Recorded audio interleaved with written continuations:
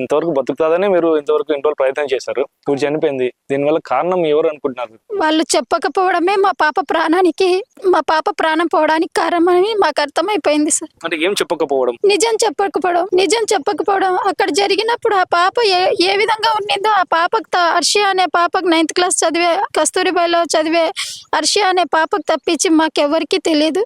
ఆ నిజం చెప్పకపోవడం వల్లే మా పాపకి ఇట్లా అయిందని మేము అనుకుంటున్నాం సార్. ఆడ కూడా చిన్న పాప అంటున్నారు కాబట్టి ఆడ ఏం జరిగింది అనేది ఆ పాప ఏం చెప్తుంది, మీరేమనుకుంటున్నారు? చిన్న పాప అంటే చిన్న పాప కాదు సార్, 9 ఏళ్ల పాప అయితే కాదు కదా. 9th క్లాస్ చదువుతుందంటే మైండ్ మెచ్యూరిటీ అన్నా ఉంటుంది కదా, మైండ్ మెచ్యూరిటీ ఉంటుంది.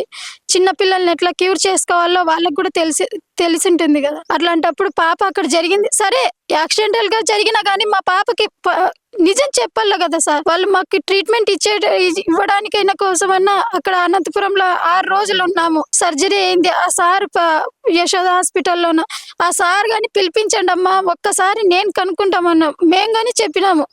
మాతో ఎవరికి వద్దు, ఆ డాక్టర్ తోనే మాట్లాడి ఆ డాక్టర్ కి చెప్పమ్మా ఏం జరిగిందో, అది ఎట్లా జరిగిందో చెప్తే వాళ్ళే ట్రీట్మెంట్ చేస్తామన్నారు బాగా అని చెప్పి అన్నారు. అయినా వాళ్ళు అక్కడికి పిలుచుకురాలేదు.